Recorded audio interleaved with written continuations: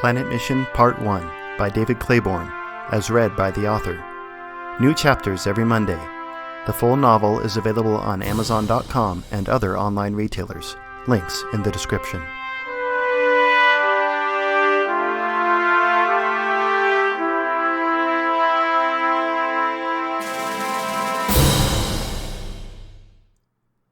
Chapter 5. Chasing Apricots. At the sound of a gong crash followed by 2 pulsing drum beats, Bo awoke and sat up straight in bed. This time he did not need to check his phone to know the captain's wake-up call selection. There were only so many songs like that. Even at just one a day, he had heard each several times now. Outside his quarters, Bo heard Waters' footsteps land with thuds and clangs as he rushed up the ladder to confront the captain about his daily ritual for the umpteenth time. "He's done this every day for weeks now. You'd think he'd be used to it," Bo said to himself. But no. Waters and the captain had danced to songs of the captain's choosing in this way each morning since their departure. Bo lay back to contemplate falling back asleep when he noticed a distinct blue glow coming through the portal. He sat up and looked outside. Where for weeks there had been nothing but blackness pointillated by stars, now a massive blue gas giant swirling with storms and currents dominated space. Polus. They were arriving, or, as the captain had warned them, they would arrive within a few days of sighting the planet. The planet's massive size belied the actual distance the ship still had to travel before reaching the station and their final destination. This was where their work really began. This was why they had trained. This was why they endured weeks of travel. The opportunity to set foot on an alien moon, and to bring modernity to a people who had left such things behind generations ago. Outside on the deck, he heard Waters say, "He locked me out of the cockpit, can you believe it? He locked the mission director out," followed by a door opening that Bo assumed meant Waters had entered his quarters.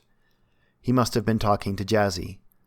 While Mufasa regulations strongly discouraged romantic relationships between missionaries, Bo had heard the regulation was only loosely adhered to, and it would seem his mission was to be no exception.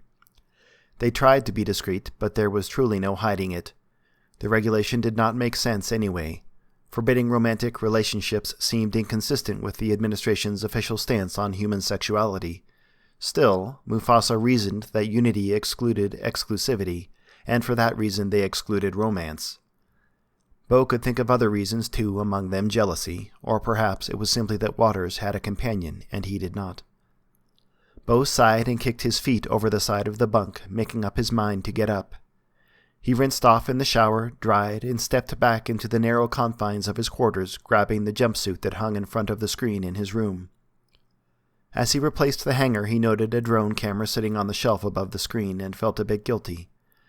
For the first couple weeks, he had documented everything with enthusiasm. Then everything settled into a routine, and there really was not much more to capture.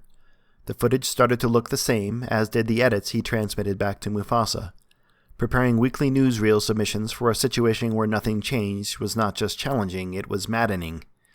He brought it up with Waters, who in turn informed him the administration had not budged on its metrics, not for him or any mission objective. He reached for the drone camera, hesitated, then decided to take it down and made his way toward the door. It opened in time to see Jazzy's back disappear into her own quarters as he had predicted. He decided he had time before the daily briefing and began to wander.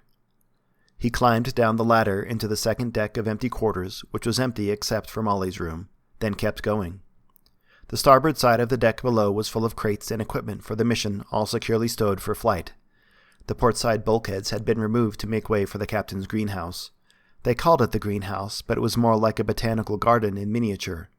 It was full of small, fast-growing plants, most of them edible, and other large species of various sizes and colors underneath blue and magenta LEDs.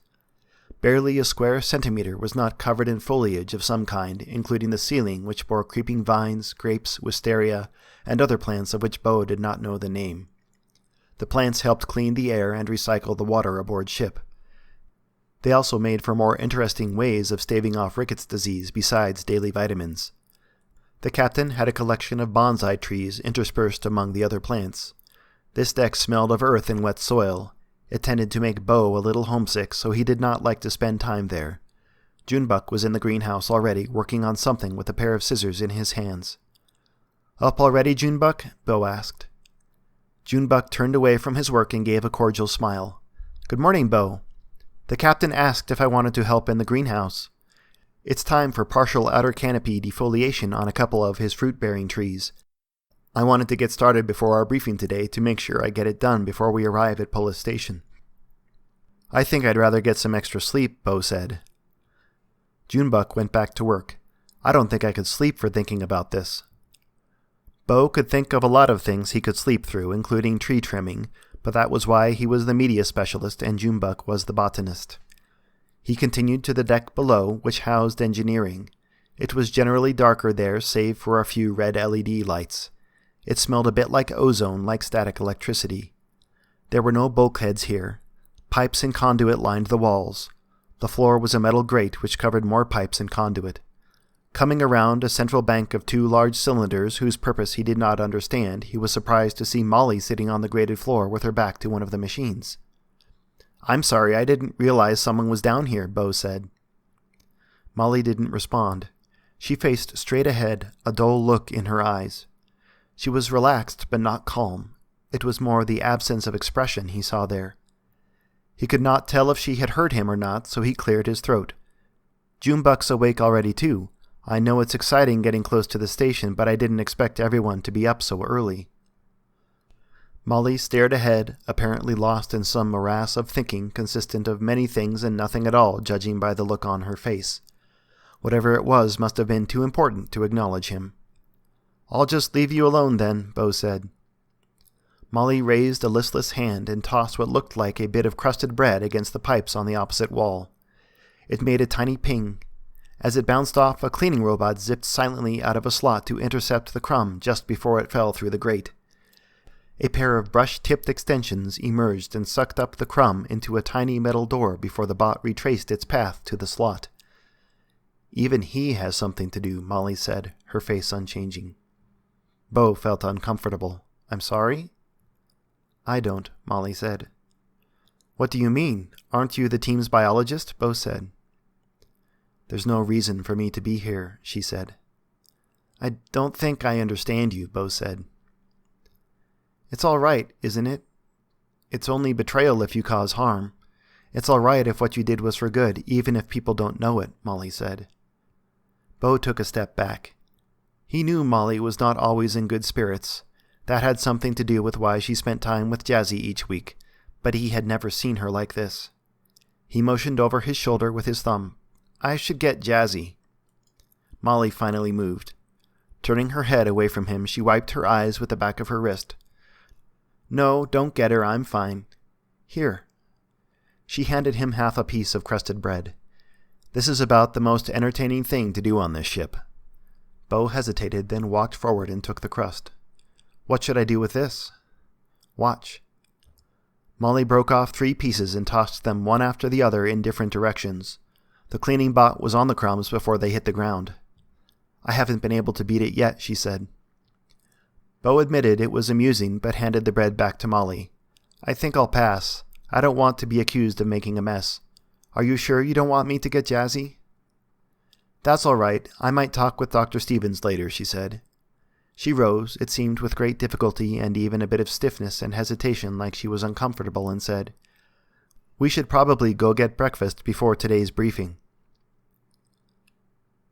Bo and Molly climbed the ladder to the common room. Waters was already seated at a table with Jazzy and Junebug, who filled 3 of the table's 4 chairs. "There you 2 are. I hope you're keeping everything appropriate," Waters said when he saw Bo climb onto the deck with Molly behind him. He meant it as a joke, and Molly managed a small smile. Bo did not think it was something he ought to be joking about. "Of course, what you're implying would be against regulation," Bo said with a significant look. Waters waved the comment off with a twinkle in his eye. "Just remember, Bo, regulation for thee, but not for me. Come on, sit with us." "The captain saved some apricots for our arrival. They're from one of his trees. You can cut them up into your cereal," Junebug said. Bo looked at the 3 occupied seats. With only one seat open and being a little concerned about how he had encountered Molly that morning, he decided to eat with her. "It doesn't look like there's room for all of us. I'll get a different table with Molly." Waters looked shocked and concerned. That was insensitive of me. Let's pull up another chair. The fifth chair at a table for 4, which was already on the small side, made breakfast extra crowded. They bumped elbows as they ate. Molly chased an apricot around her bowl of loopy fruits, but Bo noticed that she made little progress. He was going to say something when the captain climbed down to the deck from the cockpit and cleared his throat. Everyone, I'm excited to announce that thanks to some solar wind that was on our side, we are going to arrive at Polus Station a few days early, tonight in fact. There was a general stir in the room as commentary and excitement arose from missionaries and crew alike. So much for my idea, Jazzy said to Waters. Captain Jackson continued. We'll prepare for arrival at 1830, and no, it won't be anything like our departure acceleration, he said to Molly, though we will be without gravity temporarily until we dock. Make sure to sweep your quarters twice. Anything you leave aboard is mine until you get back to Earth. The room filled with excitement. For the crew, it meant the opportunity for leave. For the missionaries, it meant finally starting their mission in earnest. This is too exciting, Waters said. Let's forego today's briefing and training so everyone can get ready for our arrival. We should be able to get everything in. The briefing is important, Jazzy objected. You're right, but our arrival is important too, Waters said, overriding Jazzy. I bet he pays for that later, Bo said to himself. Everyone take the rest of the day to get ready. Welcome to Polus.